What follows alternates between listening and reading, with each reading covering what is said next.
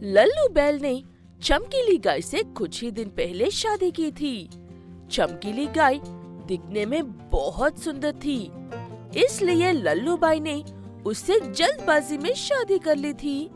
इसलिए लल्लू बैल अपनी पत्नी के सारे नखरे उठाता है। मुझे ये घास फूस बिल्कुल भी पसंद नहीं है। मेरे लिए आते वक्त पनीर लेकर आना और जाने से पहले मुझे थोड़े पैसे दे दो। मेरी लिपस्टिक खत्म होने वाली है। पैसे वही टीवी के पास रखे हुए हैं और मैं लौटते वक्त पनीर लेकर आऊंगा। ऐसे कहते हुए लल्लू काम पर चला जाता है। लल्लू बहुत मेहनत करके पैसे कमाता है, लेकिन उसकी पत्नी उन पैसों को चुटकियों में उड़ा देती है। लल्लू इस बात से परेशान तो होता रहता है, लेकिन किसी से कुछ भी नहीं कह पाता है। क्या बात है लल्लू, तू कुछ दिनों से परेशान लग रहा है। कुछ भी नहीं है दोस्त, काम थोड़ा ज्यादा असर हो रहा है, बस सब ठीक ही है। हाँ, तुम्हें क्या परेशानी सताएगी? जब घर पर इतनी खूबसूरत पत्नी हो तो सब कुछ भूल जाते होंगे घर पहुंचते ही। लल्लू को अपने दोस्त की बात सुनकर अच्छा लगता है, लेकिन जो सच है उस बात का दुख तो लल्लू के मन में ही रह गया था। लल्लू अपना काम खत्म करके घर लौटते वक्त पनीर लेकर जाता है और खुद घास खाकर सो जाता है। अगले दिन सुबह चमकीली फिर से लल्लू से सारे पैसे ले लेती है और पता नहीं उन पैसों का क्या करती है, और इसे हर रोज करने लगती है। एक दिन लल्लू अपनी पत्नी से सवाल करने से खुद को रोक नहीं पाता है। चमकीली, मैं एक एक पैसे कमाने के लिए दिन रात मेहनत कर रहा हूँ, लेकिन मुझे ये समझ में नहीं आ रहा है कि तुम वो सारे पैसे कहाँ पर और क्या खर्चा कर रही हो। तो अब आप मुझसे सवाल भी करने लगे हो, और क्या पता मुझ पर शक भी कर रहे होगे ना।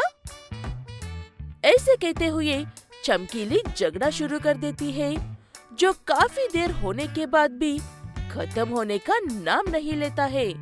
आखिर में लल्लू ही हार मानकर ऐसे कहता है, मुझे माफ कर दो चमकीली, मुझे तुमसे वो सवाल नहीं करना चाहिए था।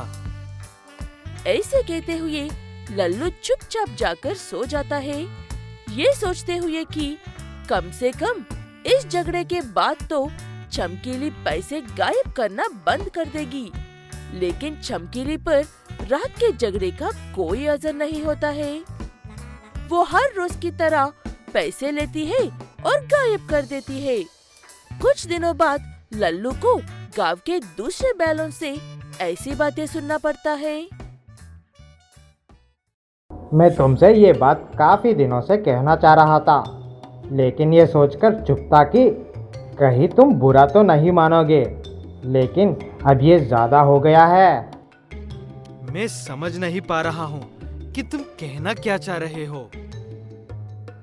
तुम्हारे घर रोज एक सुंदर बैल आता है, चमकीली भाभी उसे पैसे देती है और कभी कभी घर का सामान भी देती है। वो बैल सामान और पैसे लेकर वहाँ से चला जाता है। लल्लू को उस बैल की बात सुनकर जितना बुरा और अजीब लगता है, उसको उतना ही शर्मिंदा भी होता है। इसलिए बिना कुछ कहे वहाँ से घर चला जाता है और चमकीली से पूछता है कि वो बैल कौन है जो हर रोज उनके घर आकर पैसे ले जाता है। इसी की कमी थी बस। गांव वालों की बातें सुनकर मुझ पर शक कर रहे हो, यही आखिरी बार होना चाहिए। ऐसे कहते हुए चमकीली वहाँ से चली जाती है और लल्लू बैल हमेशा की तरह खड़ा होकर चुपचाप उसे देखता रह जाता है।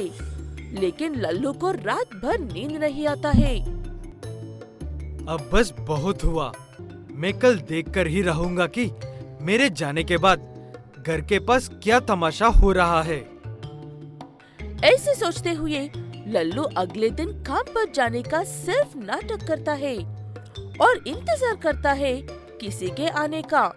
कुछ देर बाद वहाँ पर चमकीली का भाई आता है और अपनी बहन से पैसे और सामान लेता है। तब लल्लू आकर चमकीली को अपने भाई के साथ भेज देता है और इस बार चमकीली कुछ भी नहीं कह पाती क्योंकि लल्लू ने उसे बहुत झेला था। मुझे पता है कि तुम मेरे 100 बार बुलाने पर भी नहीं आने वाले हो, इसलिए मैं जा रही हूँ तुम्हारी दादी जी को बताने के लिए। दादी जी को मत बताओ माँ, मैं आ रहा हूँ, बस 1 मिनट। ऐसे कहते हुए सुबह से धूप में खेल रहा टिचकू अपनी दादी का नाम सुनते ही चुपचाप अपना खेल बंद करके माँ के साथ घर चला जाता है। वो इसलिए क्योंकि टिचकू अपनी दादी से बहुत प्यार करता है। अब सच में दादी से कुछ भी नहीं कहने वाले हो ना माँ? मुझे मक्खन लगाना बंद करो। दादी जी सब जानती है और तुम्हें ही ढूंढ रही है। इससे पहले कि वो तुम्हें धूप में देखकर परेशान हो जाए, मैं तुम्हें ढूंढ लिया। ऐसी बातें करते हुए दोनों माँ बेटे घर पहुँचते हैं। तब टिचकू को उसकी दादी एक बैग के साथ नजर आती है। इसका मतलब ये साफ था कि वो कहीं जाने वाली है। दादी माँ, आपने ये किसका बैग पकड़ रखा है? दे दो उन्हें उनका बैग। अगर कहीं जाना हो तो हम दोनों साथ में जाते हैं, इसीलिए ये आपका हो नहीं सकता है। तुम्हारी बात तो बिल्कुल सही है, लेकिन ये मेरा ही बैग है बेटा। ऐसे कहते हुए टिचकू की दादी कहती है कि उसे किसी जरूरी काम से दूसरे गांव जाना है और वो कुछ ही दिनों में लौटकर भी आएगी। लेकिन टिचकू को ये बात बिल्कुल भी मंजूर नहीं थी, इसलिए वो जिद करने लगता है। नहीं, ऐसा कैसा हो सकता है? आप जा रही हो तो मैं भी साथ में आऊंगा, वरना कोई नहीं जाएगा। मुझे अब तुम परेशान कर रहे हो बेटा। मैंने कहा ना, मैं किसी को भी अपने साथ नहीं लेकर जा सकती हूँ। अपनी दादी की बात सुनने के बाद टिचकू बिना कुछ कहे चुपचाप वहाँ से चला जाता है। उसके जाने के बाद दादी भी वहाँ से चुपचाप चली जाती है। दादी के जाने के बाद टिचकू खेल कूद और वक्त पर खाना बंद कर देता है और हर वक्त सड़क की ओर देखता हुआ बैठता है। वो देखकर टिचकू की माँ को चिंता होने लगती है।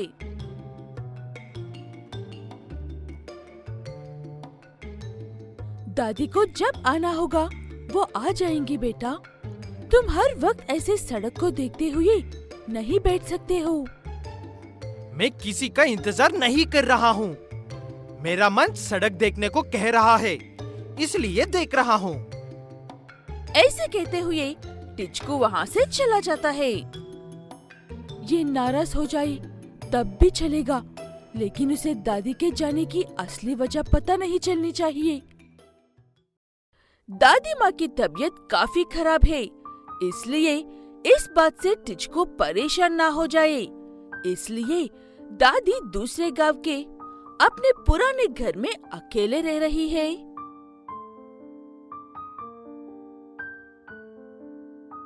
पता नहीं टिचकू क्या कर रहा होगा। शायद वो अब मुझसे नफरत कर रहा होगा। मैंने उसकी बात नहीं मानी है ना, इसलिए पता नहीं लौटने के बाद भी वो मुझसे बात करेगा या नहीं। यहाँ पर दादी ऐसा सोचते हुए अपना इलाज करवाते हुए जल्द से जल्द ठीक होकर वापस लौटने के बारे में सोच रही थी। कुछ दिनों के इलाज के बाद दादी की तबीयत ठीक हो जाती है और वो सबसे पहले अपने घर जाती है। उन्हें देखकर टिचकू बहुत खुश होता है, लेकिन अपनी दादी से कुछ कहता नहीं है और उन्हें अनदेखा करता है। क्या हो गया है इसे? ये ऐसा बर्ताव क्यों कर रहा है? शायद इसे अभी तक समझ में नहीं आया है कि आपने इसे क्यों किया था। बेहतर होगा अगर आप ही उससे बात कर लेंगे तो। ठीक है कहकर दादी टिचको को अपने साथ बाजार में लेकर जाती है और रास्ते में उसे सारी बात बताती है। दादी की बात सुनकर टिचको को दुख होता है, इसलिए वो दादी से माफी मांगता है।